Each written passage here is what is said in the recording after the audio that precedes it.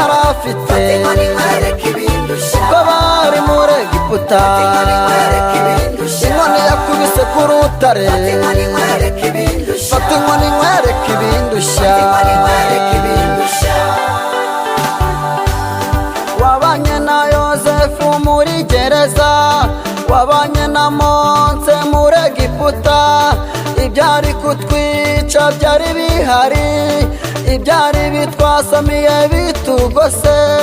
Waturinze Mana gukorwa n'isoni, waturinze Mana gukorwa n'isoni. Wabanye na Yozefu muri gereza, wabanye na Mose muri Egiputa. Ibyari kutwica byari bihari, ibyari bitwasamiye bitugose. Waturinze Mana gukorwa n'isoni, waturinze Mana gukorwa n'isoni. Fata inkoni nkwereke ibindusha, inkoni nkwereke ibindusha fata inkoni Mose yari afite inkoni nkwereke ibindusha ubwo bari muri Egiputa. inkoni nkwereke ibindusha Inkoni yakubise ku rutare, inkoni nkwereke ibindusha fata inkoni nkwereke ibindusha. inkoni nkwereke ibindusha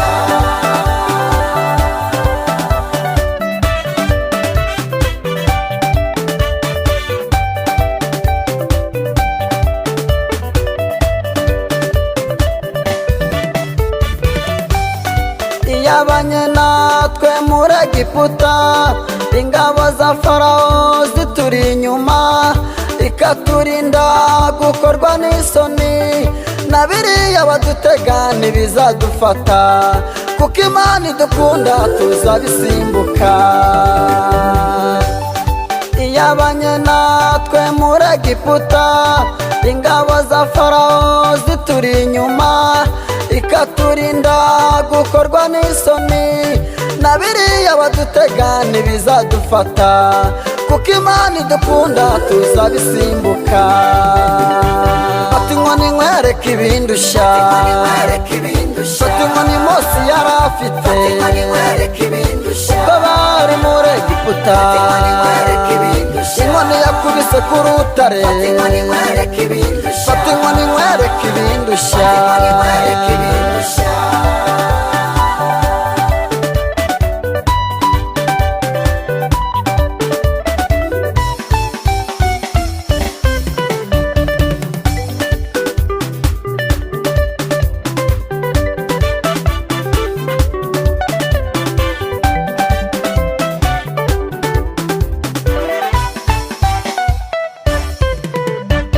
Impundu nizivuge, Imana igira impuhwe.